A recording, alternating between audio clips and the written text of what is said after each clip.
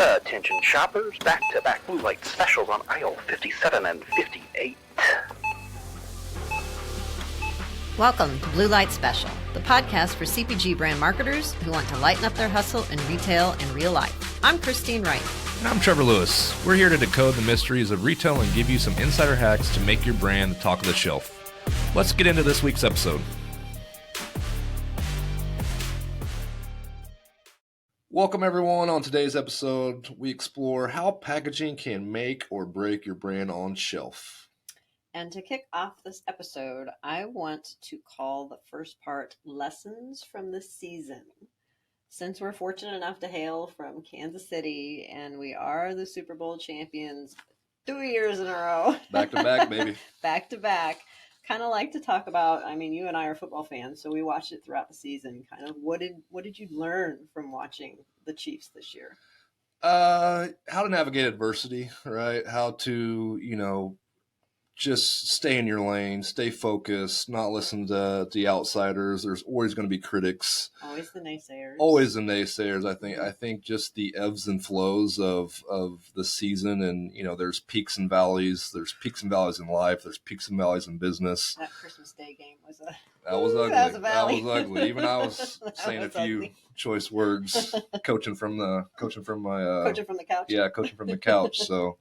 I think it was just fascinating to be able to watch them persevere through some of the different levels of adversity, and then you can't help but kind of relate to that as well. So that was a few of it for me for sure. Yeah, I know we get choice clips sometimes that we're seeing on social media and the news, but I do like to see not just Mahomes but just the rest of the team kind of pumping each other up and not putting themselves down when they did have a bad game, when they're hitting those valleys, and they went peaks and lows all season long. So that was nice to see. Definite leadership from more than just Andy Reid and Patrick Mahomes. I think leadership throughout the entire team. We saw that through the year. I know just a classic Mahomes, and I don't even think it was this year. I think it was last year, but I think it was when we played the Raiders, and you can see him. I'm here all day long. Yep. I'm here all day long. Love it. And they are, good or bad. They're here all day long. Absolutely. Yeah. No, it's fascinating. It's cool to be, here in Kansas City, and, you kind of give it a little bit more, firsthand exposure to some of it as well. Even seeing some of these folks and these guys out in the community, or different members of the team out in the community. And so that's been, super exciting. Watch Pat operate is just incredible, but how he conducts his emotions.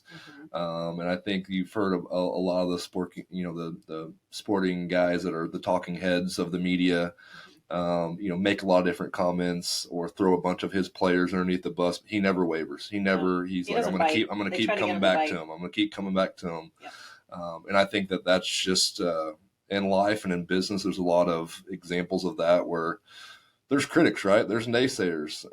And there's times where you want to maybe throw somebody or blame someone else, but he was just as consistent. And that was a lot to admire, just how he would navigate that. Watching MVS drop balls. There's plenty of opportunities where he could come out and potentially say something, but all he would say is, I'm going to keep coming back to him. I'm going to keep throwing him. And I was like, wow, that's impressive. So super cool. All right. Our first segment we're going to jump right into is show and tell. Christine, tell us what you've been experiencing in retail that kind of stands out. I will say recently we kind of learned of a platform or software called Shelfgram. And it really, really opened our eyes and allowed us to then help our clients kind of see their brand in real life on shelf in various retailers, and not just see the brand on shelf, but you're seeing the entire category. You are able to see through this platform, and it's kind of crowdsourced visuals, what your competition's doing. Are there out of stocks on shelf? Is the pricing correct? Did they really set the signage that was supposed to be set? Is the display set correctly? All of those questions you're asking from various cities nationwide in various retailers, you can go on to Shelfgram, pull up your brand, pull up that retailer, and give it certain prompts, and you're able to see that and know that information. So then you can go back to your merchant and buyer meetings and know if you had good sell through or not. Well, maybe there was out of stocks, or maybe the price didn't get changed. Things that you really, really need to know across the entire category of your brands. It's just phenomenal to see that that information is there. Efficiencies are there. I mean, I think it's really cool because the old way of achieving this was to physically go into the stores, right? That's labor intensive. That's, subjective in terms of what, you're relying on another person to potentially see and then report back. And as a brand manager or someone in Shopper Mart, you have multiple different channels that you've got to cover and kind of do some of this due diligence for. And so being able to have a piece of technology that can serve this information up in real time, but you can also be sitting at your computer and you can do some of this auditing, or you can look for inspiration, right? You can look at, hey, what were all of the campaigns that were tied specifically to the Super Bowl? And you can map all of the different brands. So if you wanted to have a campaign or a program that was leveraging something like the Super Bowl, you could at least get a glimpse of what has been done in the past that's leveraged that same theme. And so I think as all brands are looking for this slight edge of how do we, show up and pattern interrupt the shopper, by leveraging a trigger event like the Super Bowl that we know is going to change shopper behavior. It's fascinating that you can go and see what other brands were doing, whether they're in your category or not. And that should inform you, right? That should inform you how to be different, slightly different. And so I think there's a multitude of different ways you can leverage this technology. It's fascinating that, they also have the ability to integrate AI as part of it as well. And so you're able to get a lot up to your point, how is my cost being represented across all of these different channels, not just this one, and be able to, comprise that information in a way that you can analyze it and you can make decisions with. So definitely Shelfgram. What else is some of the things you're looking at? Well, Shelfgram, I would say Shelfgram and AI were the top ones, just because you not only see your brand, but then you're also seeing competition. So especially brands can use it, obviously, to garner all the data that they need to go back in for merchant meetings. But for us at IDD, I think it helps us to guide the programs that we are developing for our brand clients, and it gives us some data to back up why we're pitching certain things and guiding them a certain way. Yes, totally agree. And I think that AI in general, we're going to continue to see where it impacts, shopper marketing and different arenas, and it's here now, right? And it's exciting, but I think we're hopeful that it'll continue to create some efficiencies, better, analytics, better reporting, and just looking at all of this different data that someone has to kind of analyze and create like Cliff Note versions of it. If someone was reporting into me, I'm like, I don't need to look at all this. Give me the Cliff Notes of what we're looking at here. And I think with the Shelfgram and then overlaying, AI to do some of the analyzing of the information, some really cool tools that I think are coming out that will impact shopper markets in a positive way. Definitely. Well, let's go into this week's shout outs. We always love to acknowledge brands. Yep. You and I are kind of out and about, or just have brands on our radar. And there are a few we shouted out last time, and I kind of want to keep on the same streak. We did a lot of local brands last time in our last episode. And this time I'm going to go ahead and shout out another local brand. It's Cherry and Company. Yep. Which is a fashion and apparel local company started by Thalia Cherry, really getting into all of the kind of local, not just collegiate teams, but we have Kansas City Chiefs, we've got Royals, we've got Sporting KC, we've got KC Current. So there's a plethora of sporting teams that she can play off of with some really, really cool apparel. Yes, I've seen it. I think I've seen Mayor Lucas rocking one of the jackets. Yes, he had the jacket on, yes. Which was cool and, on brand in terms of representing Kansas City. So I think she's done a great job of leaning into that. Obviously, I know that her husband has some direct connections to the Chiefs and the NFL as well. So I think you're definitely, seeing some themes here. One of the brands I've been paying attention, and I don't know, I've been traveling a decent amount recently, so I've been, hanging out in the new Kansas City airport, which is pretty cool. But a brand that I've paid attention to for a while because I love barbecue, and if you're from Kansas City, you don't love barbecue, you kind of have to, right? Yeah. But Meat Mitch. So I don't necessarily know exactly where the company originated from, but I know that they did a lot of their start within sauces as well as seasoning.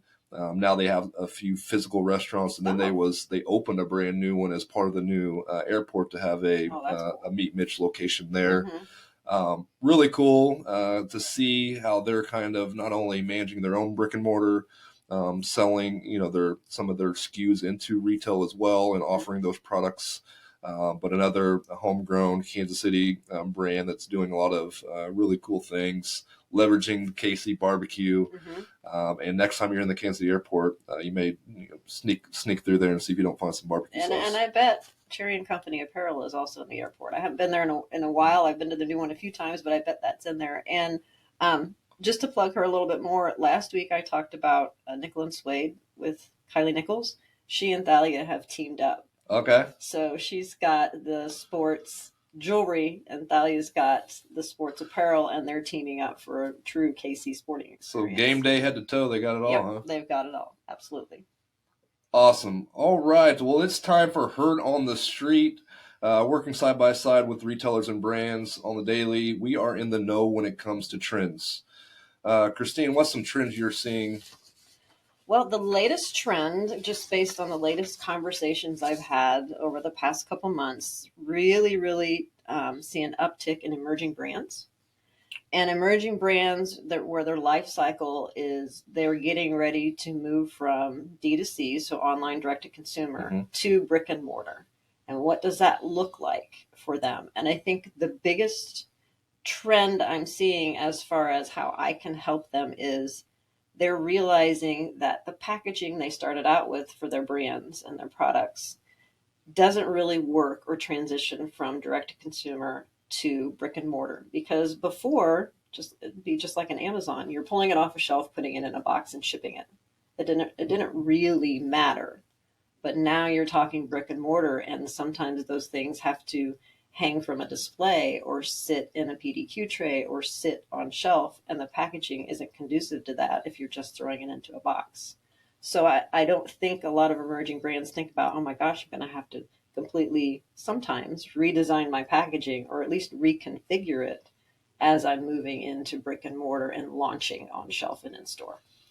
Awesome. Is there any specific categories that where you've had a direct impact on? I think the biggest one I've seen personally is jewelry. Okay.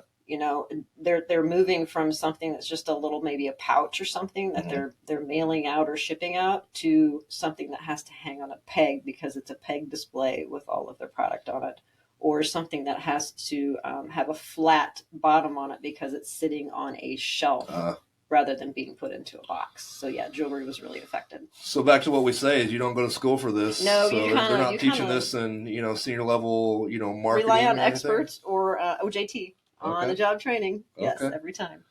Awesome. Well, another trend, I wouldn't say it's necessarily a trend, but something that's definitely impacting the packaging, specifically in the cannabis sector. But I know that the way that the cannabis industry regulates it tends to be state to state.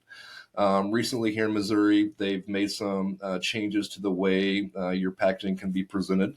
One of them being the word marijuana has to be the biggest word on the packaging. Interesting. Which is, definitely interesting. The other thing is they've simplified the level of your choices of colors. So I believe it's down to just one color. Oh my gosh. That limits you. So there's a lot of limitations when you think, most of these brands are in an emerging brand phase, right? And they're the same life cycle for they're brands. Just starting, they're just launching, in this case, Missouri. And so a lot of them are trying to differentiate their brand through their packaging. And so this has created some challenges. Now you got brands that have a bunch of inventory and packaging that can't be used. So you've got some cost challenges there. You've got the ongoing challenges. How do I differentiate this brand inside of this dispensary, right? There's a whole bunch of things that are happening. It's new. These are all new shopper environments, so there's not a ton of data on the shopper in terms of how they're going to select. We know that bud tenders do a lot of influencing along the way, and that's great, but it can also be biased, right? Yes. And so that's going to create a challenge. The unique part is that same level of regulations does not apply to their displays. So we've seen for us, it's, it's a way to differentiate. Absolutely. It gives them a way to kind of tell that brand story. So if it's a playful brand, you can articulate that through the display, which is nice, but you cannot necessarily tell that same brand story on the packaging. So it's going to create some uniqueness. It's going to create some challenges, no question about it. And as these brands continue to scale, I think what's pretty consistent is there's change that continues to happen. So those are just a few of the packaging things that we're seeing on the cannabis side. Totally different sector than jewelry per se or direct to consumer. Still at the end of the day, packaging, right? packaging. And a lot of brands, a lot of consumers are, identify a brand and associate it because of its packaging. That's often the first experience. So a lot of important things are happening, but it sounds like change is just beginning. Yes, definitely. Well, it is time for the lightning round, and I sat on the hot seat in episode 1. So now it's Trevor's turn for me to ask you a few lightning round questions. Are you ready? Fire away. What's one new brand you recently purchased and why?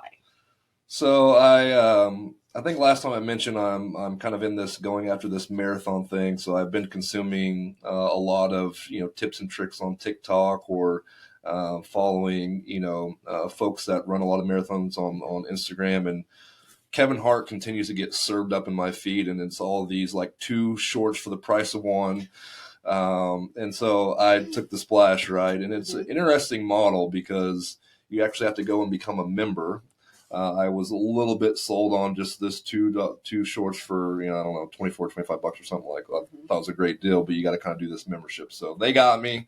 I did get the shorts. I'll probably buy some pants. And who is it? Because I think I know who it is because almost tried the same thing for my Fabletics. Fabletics, yes, for my workout gear. Yeah. Yep. So kudos to Kevin Hart. You got me. And you also got a member as well. I'm a sucker for Kevin Hart. He's a good salesman. He is. Okay, what's one thing you've bought on TikTok or Instagram? Well, I guess I could kind of double on that one with the purchase there. So I'll probably just stick to that. I'd say most of the other purchases are on the behalf of my daughter, less on me. Teen purchases on social media. What piece of technology can you not live without? It's a split between Monday.com and my Outlook calendar. My Outlook calendar pretty much manages my life. And so if it's not on there, then the likelihood of me being to that event on time goes down tremendously. So if I had to pick one of the two, I'd probably say my Outlook calendar for sure. It is. That's work and personal. Yes, totally. Yes. Okay. What's the worst career advice you've ever been given? I'd probably. This one's a little bit unique. So I would say it has to do with when you're getting onboarded, you have a chance to kind of figure out how you want to allocate to and contribute to like 401ks or other benefits that the company may be offering. And so early on, I was told to not contribute to those and just to contribute to them outside of the company offering. And I think that that's always a unique thing that most people just simply don't understand. And so you can listen to one person articulate what you should do, and it's not necessarily right. So I think that's probably one of the negative pieces of advice that I've been told is to do something specifically without kind of looking at from a holistic overview. Yeah, I would have to agree. Where do you go to consume information to do your job better? Podcasts for sure. Yeah, you are a podcast. I'm a podcast. I actually really don't listen to a significant amount of different podcasts. I have like 2 or 3 because I'm kind of this mindset. Like if you take insight and advice from too many people, you ultimately are just an idea generator and you just listen to the next thing and going after that. So I really listen to only. I listen to Exit 5. So DG and Exit 5, I think, is a phenomenal resource for, next gen marketers or anyone looking to just level up their marketing skill set, predominantly in a B2B environment. So I consume a lot of that content. The other one is Refine Labs has one. They have a few different types of shows now. I've followed Chris Walker for a number of years. We've implemented a decent amount of some of his go-to-market frameworks that I've originally consumed there. I share a lot of his content with our CEO and CFO just because it's pretty relevant and kind of building out that go-to-market strategy. So those are just a couple that I listen to, but it ultimately is podcasts. You and I both listen to New Heights. Come on now. Yep, New Heights. That's my entertainment podcast. That's like right I'm there. on the treadmill or whatever. Sheer entertainment. Yeah, it's the entertainment for sure. Okay, what advice would you give your 25-year-old self?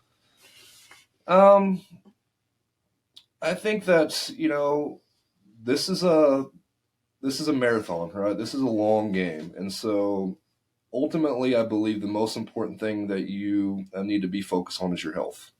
And so I think that I can't stress how important that is, that this is a very long game, that we're all, hopefully able to play for a long time. But so much of what I believe success is really how healthy you are in both through mental, physical, spiritual.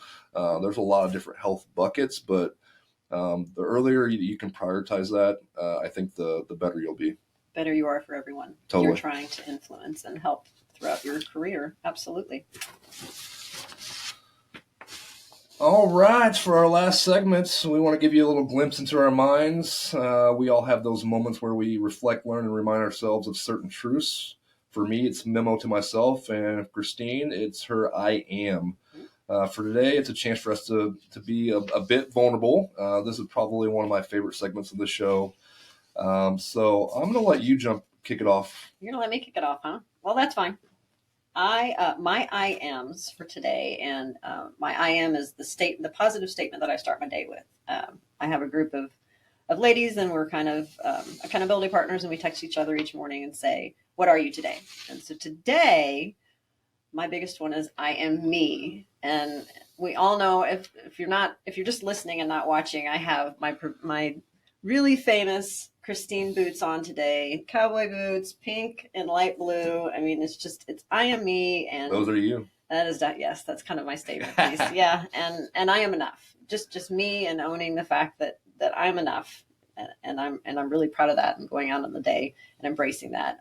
Also, I am knowledgeable, because just really doing these podcasts, I'm just kind of spilling all of the information that I've picked up over 25 years. And I really do have a lot in there. And so, yes, I am knowledgeable about certain things in my expertise. And then I'm blessed. Every day I just kind of have to remember that there's always something that you're blessed with. There might be some hard times, but there are some blessings every single day. Love it. Love it. Love it. And those boots are absolutely you. They are definitely me. No question about it. But they look great, and they look spunky and fierce, spunky, and all those things. So awesome. So my memo to myself today was, this one was pretty simple. This one just keeps showing up. It's amazing the importance of just showing up.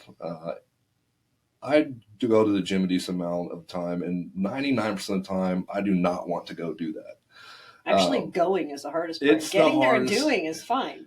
But I am just like, I'll just show up. And after I do that every single time, I'm like, thank goodness I did that. But every time, I don't think people always realize, like, oh, you love going. Like, no, I don't. It's hard most of the time. I do not. But showing up was, definitely the memo to myself. I can picture you. I'm here all day. Yes, all day, baby. There. I'm here. I'm here. Once you get in there, yes. That's all for this week's episode. We're grateful to have you along the ride through retail and real life. Thanks for listening. Join us next week. We'll be exploring the staying power of brick-and-mortar stores. They are definitely not dead. And you certainly won't want to miss this.